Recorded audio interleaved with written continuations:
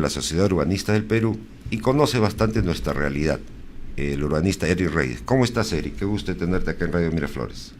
Bien, Alberto, gracias por la invitación. Acá con mucho gusto de tocar esos temas de desarrollo urbano, movilidad urbana, que son muy importantes para la ciudad, ¿no? Es un gusto tenerte porque estamos acostumbrados en el Perú y sobre todo en Lima de comenzar a criticar y ver qué no se hizo después de los desastres, ¿no? Mayormente mucha gente por necesidad propia y por sus propios ingresos ubicó sus viviendas en las laderas de los ríos, ¿no? Entonces cuando vienen los laicos, los huaicos, arrasan y viene todo el movimiento político de sosparse las plumas y echarse la culpa, pero una vez que pasa los huaicos, la gente regresa al lugar donde estuvo, sabiendo que en un próximo cambio climático van a tener el mismo problema. ¿Por qué te digo esto? Porque nunca se vio el tema de planificación y desarrollo urbano como un agente importante para construir una ciudad y sobre todo para, dentro de la ciudad, generar todos los entes o los ejes o los modos de comunicación, de tránsito y de transporte para que puedan desarrollar armónicamente. Tú como urbanista y viendo este problema de Lima, caótico, la congestión ha crecido, no podemos ir a una velocidad de 20 kilómetros por hora en las principales avenidas, ahora las motos lineales han tomado todas las avenidas, no hay avenida principal para ellos, y también el crecimiento de los mototaxis en todos los distritos, y ni qué hablar de la informalidad de los taxis colectivos en todas las vías. Entonces, dentro de un proceso integral del problema de desarrollo urbano, ¿cómo podrías evaluar la situación actual? Bueno, has abordado varios aspectos, ¿no? Primero, la gestión de riesgos efectivamente es algo que en nuestro país es de alguna forma incipiente, ¿no? Efectivamente la población por tema de recursos económicos se va a asentar en lugares vulnerables, pero es la autoridad municipal la que debe tener la suficiente fuerza e inteligencia, ¿no? Para poder generar este cambio, ¿no? Si ya sucede un incidente, si ya sucede pues una desgracia en esta localidad, no puede permitir que se reasienten en el mismo lugar, ¿no? Pero vemos que sucede un sismo, vemos que de nuevo construyen en el mismo lugar que no tiene condiciones los suelos, caen huaicos y la autoridad pues está pensando más en otras cosas que en la gestión de estos riesgos, ¿no? Entonces, eso por un lado. Luego abordas ya los temas también de cómo se organiza, ¿no?, la ciudad, ¿no? Y efectivamente sin un plan de desarrollo actualizado, porque tenemos el plan MET del año 1990-2010, que con artilugios legales pues es un plan vigente legalmente, ¿no? Pero que anacrónico por donde lo veas, no tiene para nada la concepción de la Lima actual, de hacia dónde se ha disparado, cómo ha crecido, cómo se ha enfermado la ciudad, ¿no? Entonces no hay una respuesta coherente en este plan. Por eso urge que la autoridad municipal de una vez por todas termine de elaborar el plan de desarrollo metropolitano de la ciudad de Lima, lo apruebe y trabajemos sobre la base de este plan, ¿no? Lamentablemente durante muchas gestiones el plan ha sido más un estorbo, ¿no?, para la agenda política que puedan tener los alcaldes que el instrumento que puede permitir sacar adelante esta ciudad. En el tiempo de la alcaldesa Susana Villarán se concordó un plan, se actualizó un plan que tuvo, digamos, una participación bastante plural, por decirlo de alguna forma, aún por los resultados pobres que tuvo en su gestión, y eso está vigente. Posteriormente entró Castañeda y lo puso a un costado. Yo me imagino que ese plan tenía ya lineamientos recogidos del plan MET y proyectados hacia el 2050, incluyendo lo que iba a pasar con los Panamericanos, con los Juegos Panamericanos. ¿Cómo se podría tomar una herramienta al parecer tan importante y se ha obviado y se ha seguido trabajando a la mala, como siempre? Efectivamente, como bien mencionas, el plan 2035 trabajado en la gestión de Susana Villarán fue trabajado ya digamos, en los últimos años de la gestión y no llegó a aprobarse, lamentablemente, ¿no? La gestión de Castañeda lo olvida, lo deja a un lado, niega toda posibilidad de que existía ese plan. No podía decirse que había un plan porque inmediatamente negaban rotundamente que eso fuera cierto, pero efectivamente sí lo es. Hay un trabajo que, como bien dices, fue muy participativo, hubo muchos especialistas, muchas instituciones que estuvieron involucradas en el desarrollo de este plan, y este plan es una excelente base para poder tener nuestro plan de desarrollo. ¿Y por qué digo base? Porque efectivamente falta articular los programas, los proyectos, ¿no? Y falta darle esa lógica, ¿no?, que va a permitir que la población se empodere de este plan, ¿no? Para conocimiento de nuestros televidentes, escuchas y la red, ¿qué instituciones del Estado en orden jerárquico deberían preocuparse primero de Lima y Callao? No primero por ser más importante en el país, sino porque se concentra en la mayor cantidad de población, de ciudadanos, y tiene un desarrollo bastante anacrónico, y generar toda una corriente disciplinariamente, como en otros países, por más chicos o grandes que sean, y generar políticas de Estado en gestión de movilidad y desarrollo urbano en un país. El presidente, me imagino, como ejecutivo, pero debe ser el Ministerio de Vivienda. Efectivamente, la máxima autoridad en los temas urbanos y de movilidad urbana, dicho sea paso, es el Ministerio de Vivienda, ¿no? El Ministerio de Vivienda, por su ley, es la autoridad competente para normar y regular todos los aspectos del desarrollo urbano. Quienes son los ejecutores y tienen que estar cautelando porque se aplique y se desarrolle de manera coherente y lógica, son las municipalidades provinciales en algunos aspectos, y las distritales, ¿no? Los gobiernos locales, por tanto, son los llamados a generar este desarrollo en las ciudades, ¿no? Ese es el orden, ¿no? Entonces diríamos, en un proceso de descentralización y desconcentración de funciones del gobierno central a los gobiernos locales, la hoja de ruta debería plantearlo el Ministerio de Vivienda, y secuencialmente los gobiernos regionales o los gobiernos provinciales deberían tener su plan regional para implementarlo bajo ciertos preceptos o características propias que se dan en las grandes ciudades. Ese debería ser el patrón. Sí, pero acá hay que ver varios aspectos, ¿no? Primero, los gobiernos regionales tienen el manejo del ordenamiento territorial, vamos a decir, ¿no?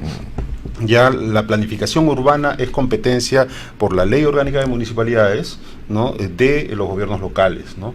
Entonces, eso está claramente establecido, y lamentablemente cuando se modifica el Sistema Nacional de Inversión Pública, ¿no? No se aprovecha ese momento, cuando pasamos del SNIP al INVIERTP, no se aprovecha ese momento para exigir que los proyectos, para ser aprobados, para ser considerados como proyectos, tengan que estar dentro de los planes de desarrollo urbano. Lo que están son dentro de unos planes concertados de desarrollo que son, pues, un saludo a la bandera, pues, porque no son participativos, no tienen todo el sustento de un plan de desarrollo, ¿no? Tú, para construir un edificio, una casa, un centro comercial, una ciudadela, tienes los planos, ¿no?, previamente, y sabes todas las rutas de acceso que pueden tener para su accesibilidad, ¿no es cierto? Digamos, pero para planificar una ciudad, para el crecimiento de ciudad, históricamente se ha dado como se pudo, como se debió dar, o como los políticos o autoridades la dieron. Estamos en una situación bien crítica, donde algunos alcaldes o algunas autoridades piensan que la solución a los problemas graves que tenemos de tráfico, fundamentalmente, porque es lo que se genera todo el problema de congestión, contaminación e inseguridad ciudadana, tienen que darse porque ya se estructuró la ciudad de esa forma y no hay cambio. Y dentro de eso vamos a hablar posteriormente de una autoría. ¿Cómo podría replantearse esa falta de estructuración, esa falta de política de gestión de movilidad y esa falta de adecuación, por decirlo de alguna forma, para en alguna manera salvar, digamos, que la población, en vista de que no hay una autoridad que dirija su vivienda, su hábitat, pueda tomar el lugar como quiera y usar el modo de transporte como quiera, indistintamente, para solucionar su problema. Bien, mira, has tocado un aspecto que creo que debo aclararlo, y es que efectivamente cuando hablabas de que las ciudades ya están configuradas, ¿no? Ahí hay un error de concepto, ¿no? Porque las ciudades son dinámicas, las ciudades tienen vida, las ciudades constantemente están cambiando, ¿no? No es tan cierto de que ya Lima tiene una característica y esta es la característica que va a tener la ciudad. Esta característica puede ir cambiando en función de las inversiones que se van desarrollando, en función de los patrones de comportamiento de la propia población, ¿no? Por ejemplo, Lima durante muchos años ha sido impactada por la migración de la provincia, y esa interculturalización es la que ha generado ciertos patrones de asentamiento, ¿no? Cómo se han generado los barrios y cómo se han estructurado los procesos constructivos, ¿no? Lima tiene pues demasiada autoconstrucción, donde no hay la supervisión ni siquiera de un bachiller en ingeniería, ¿no? Entonces, para lograr llegar a esta ciudad, ¿no? Donde la sostenibilidad ambiental urbana es la premisa, que es hacia, yo considero, donde deberíamos ir, efectivamente lo que necesitamos es no solo la participación de los gobiernos locales, pero no podemos esperar mucho de ellos porque muchos de los gobiernos locales no tienen nivel técnico adecuado. Lo que necesitamos es que la sociedad civil organizada, los profesionales, se organicen y efectivamente tomen el liderazgo para que se discuta y se vea hacia dónde se está llevando la ciudad. O sea, si el alcalde y las municipalidades quieren llevar hacia la derecha, por ejemplo, sus políticas, y la población efectivamente ve que hacia ahí no es el anhelo que ellos tienen, debería efectivamente alzar su voz y decirles, no, disculpa, es hacia la izquierda, ¿no? Porque las autoridades municipales son aves de paso, son funcionarios que están ahí por un tiempo determinado. No es que que asuma cada 4 años un alcalde va a ir enrumbando el destino de la ciudad. Tenemos que, por eso, en un plan de desarrollo urbano, tenemos que hacer una planificación a largo plazo, con el consenso de todos los actores involucrados. Te hacía esa pregunta por lo siguiente.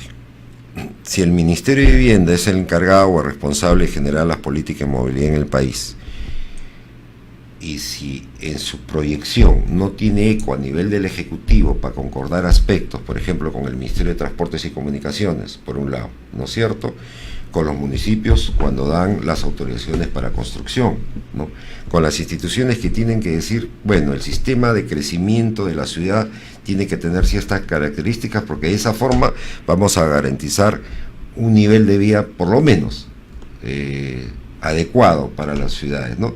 Y hay zonas intangibles, no por temas culturales, sino zonas intangibles porque no se pueden dar crecimientos, digamos, de viviendas o grupos especiales de comercio o de recreación.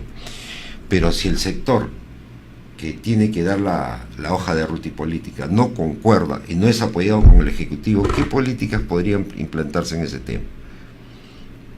Claro, mira, lo que mencionas en ese instante es muy interesante porque pones en la mesa dos autoridades, dos sectores que están involucrados en el desarrollo de las ciudades. Fundamentalmente en lo que hoy en día hablamos como movilidad urbana, ¿no? Tenemos al Ministerio de Vivienda por un lado, ¿no? Que específicamente su ley habla de que ellos son los encargados de la movilidad urbana, y tenemos al Ministerio de Transporte, que por su propio nombre define que son los involucrados en los aspectos de transporte, vialidad. Sin embargo, y esto es algo que la población tiene que tener bien claro, y es que el transporte, la movilidad, es simplemente la expresión dinámica de los usos de suelo, de la zonificación de la ciudad. Entonces, no puedes tú divorciar, separar, ¿no?, un tema del otro. Es lo mismo. Entonces, por un tema funcional, el ministerio o el gobierno central se organizó en dos ministerios que en algún momento estuvieron juntos, ¿no? Ministerio de Vivienda, Construcción, Saneamiento, Ministerio de Transporte y Vivienda, algo así era. En otros países tenemos Ministerio de Ciudad, donde están todos involucrados, ¿no? Porque tiene la visión más clara de hacia dónde, de qué se trata, cuál es el problema que tenemos que solucionar. Pero acá no, acá separamos por comodidad, practicismo administrativo burocrático, ¿no? Lo mismo, este mismo ejemplo del Ministerio de Transportes y Vivienda, que están separados, divorciados, y que muchas veces, si el ministro no se lleva con el otro ministro, no conversa, se da en los gobiernos locales. En la Municipalidad de Lima tenemos una gerencia de desarrollo urbano y una gerencia de transporte urbano, ¿no? Y no solo una gerencia de transporte urbano, tenemos a Protransporte, tenemos... Ya todo el tema comienza a dividirse, ¿no? Cuando se viene la discusión de que, oye, efectivamente hay muchas autoridades, tenemos que organizarnos, juntarnos con el Callao, y que hay que crear una autoridad única. Sí, en efecto, pero una autoridad única de transporte exclusivamente no es lógico, no tiene sentido, no hay una coherencia, porque lo que debería tener esta autoridad única es el manejo del desarrollo de la ciudad de manera integral, porque, a ver, esta autoridad de transporte urbano que han creado hace algunos meses, ¿cuál va a ser su línea de ruta si no tenemos un plan de desarrollo urbano aprobado? ¿Cuál va a ser su planificación de proyectos si las densidades o los centros de generación y atracción de viajes van a ser determinados por las autorizaciones que den las respectivas municipalidades? ¿Hacia dónde? O sea, va a tener que estar siempre conversando y efectivamente volvemos a lo mismo, ¿no? O sea, no va a ser la autoridad única que se quería, ¿no? Era más lógico, pues, generar un gobierno de la ciudad capital que tenga todas estas funciones juntas. Te hacía esta pregunta justamente por lo siguiente, o sea, la gente primero no sabe qué es la creación de la nueva autoridad de transporte. La gente cree que cuando se ponga esta autoridad, todo el problema de congestión vehicular y todo el problema de la inseguridad ciudadana se va a solucionar. Y eso no es cierto, ¿no? Eso es totalmente falso. ¿Por qué? Porque la autoridad, que se llama la Autoridad de Transporte Única de Lima y Callao, simple y llanamente va sesgada a los modelos de transporte que se ha heredado y a los problemas que han podido solucionar tanto la Municipalidad de Lima como la Municipalidad de Callao, simple y llanamente con una resolución ministerial para este tema de interconexión de rutas específicamente, y de repente para generar plataformas centralizadas de tránsito y de control de tránsito, que no lo hicieron, simple y llanamente juntando sus actores, tanto en Lima como el Callao como la ATE, que trabajaron unilateralmente y se reunieron simple y llanamente por necesidades de implementar su propio diseño, más no coordinar el desarrollo de la ciudad. Por eso que nosotros tenemos la línea 1 del metro, la planificación de varias otras líneas, una línea 2 que no sabemos cuándo terminará, si se terminará o no y cuánto costará finalmente. Tenemos el metropolitano con sus propios problemas, un sistema de buses BRT que nunca se dio y que generaron rutas complementarias que no tenían origen ni destino ni puntos de transferencia. Entonces, cada entidad generó su propia dinámica, errónea totalmente, los resultados lo dicen, ¿no? Y dejaron de tocar el tema más grave, que era la gestión de tránsito, ¿no? No se hizo ningún programa, un proyecto complementario para ver cómo el crecimiento del parque automotor iba a generar un conflicto, y el tema socioeconómico por la falta de empleos iba a generar también que el taxi, el mototaxi y las motos lineales, que también hacen servicio de colectivos ahora, que es increíble, tomaran la ciudad. Entonces, si esos problemas existían, esta ATU no va a considerar la reglamentación de los mototaxis, no va a considerar lineamientos claros para ver cómo regula el sistema de las motos lineales, no va a considerar qué políticas se van a hacer con la sobreoferta de taxis y taxis colectivos, no va a coordinar con el Ministerio de Vivienda, salvo el cupo que puedan tener en el directorio, las políticas de desarrollo sostenido de la ciudad. ¿Para qué se crea? Claro, yo creo que nadie puede discutir que los problemas de transporte en la ciudad de Lima son los más importantes, ¿no? Fuera del tema de la seguridad. Sin embargo, lo cierto es que en opinión de la sociedad urbanistas ha habido un apresuramiento exagerado por aprobar esta autoridad y no se ha analizado con la suficiente prudencia, ¿no? Como efectivamente mencionas, hay algunos temas que están quedando en el aire y que aparentemente lo que se pretende es sobre la marcha irlo solucionando, ¿no? Se genera este Frankenstein, ¿no? Y vamos a arreglarlo en el camino. Lo importante es poder decir, nosotros creamos esta autoridad y ya sobre la marcha, ¿no? Por ahí hay una frase que escuché alguna vez mencionar cuando hice un comentario similar, y es eso de que lo perfecto es enemigo de lo bueno, ¿no? Entonces, puntos de vista, ¿no? Siento que efectivamente hay que trabajar en esa línea, ¿no? El tema de la movilidad es un tema que debe discutirse más, que yo creo que tu programa brinda un granito de arena tocando estos temas. Entiendo de que estás sacando un libro de movilidad urbana. Sí, un corte y regresamos para justamente hablar sobre ese tema, acá en Radio Miraflores, la auténtica, porque somos auténticos, obviamente.